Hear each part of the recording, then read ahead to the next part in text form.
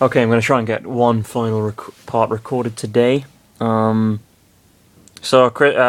they're infiltrating a fortress with Toon Link, and Chris just got injured and he healed himself with a heart. Ellipsis. Chris didn't say anything. What? Is it normal for this this place, to heal wounds that fast? Ellipsis. Link shrugged. At least I'm glad, Lucario said. They proceeded to hide inside the barrels and walked when the guards were not looking.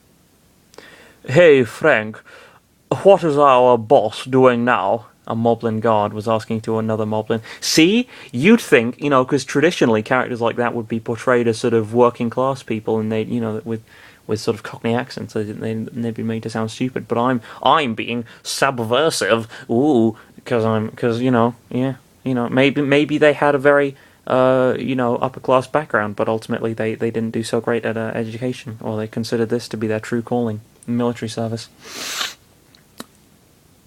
I don't know, George, Frank the Moblin replied to George the Moblin. Say, when did those barrels were there? When did those barrels were there? That's a very interesting question. You know, Frank? Let's ask the barrels themselves. Frank approached to the barrels. Hey, barrels, when did you were there?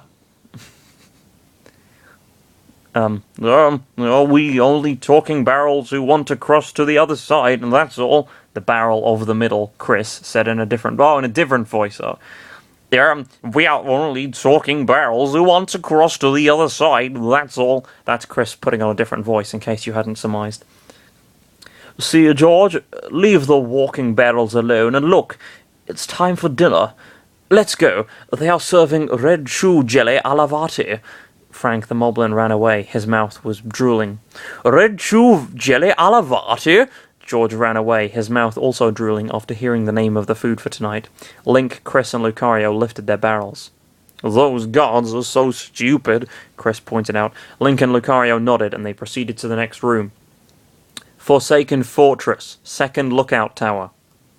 Wait, this is not a room, it's just a hallway. Chris looked around and he found stairs from the other side of the wall. Link, do you hear me? Tetra asked through her stone. Link took out his stone. You and your friends should first deactivate the lights, so you can move on without being spotted from inside. She ended the talk, and Link placed his stone back in the pocket. Wait here, I'll go! Lucario left and ran to the top of the tower. There was a bokoblin controlling the lights. Lucario didn't get any difficulty in defeating him. Then the lights faced to the sky and turned off. Lucario returned to Chris and Link. Done, let's go now! Why bother writing about this shit if you're just gonna solve it in a fucking sentence?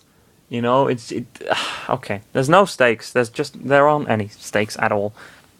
Good job, Lucario, Chris whispered as he smiled at the Aura Pokemon, who smiled back. They entered to the next room, and it was empty. They proceeded further, and they were in the third lookout tower.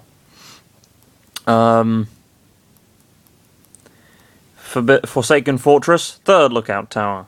Lucario did the same thing he did before. But Chris gasped when he remembered something. We didn't turn off the first lights. However, Lucario charged up an Aura Sphere and fired it to the first lookout tower. By coincidence, it landed in a clueless bokoblin, killing him in the process, and the lights faced to the sky and turned off. Oh, good. That's just wonderful. He can do that too? Link asked, surprised. Lucario does all sorts of things, Chris said, walking into the next room with his arms crossed behind his back. Mainly it seems to be whatever's convenient to the plot at that particular moment in time. He's kind of a get-out-of-jail-free card in that respect. It's good having him around, but not so great from the whole telling a good actual story kind of perspective, I guess. Lucario followed him behind, and he said humph to Link. Forsaken Fortress, in a boat dock.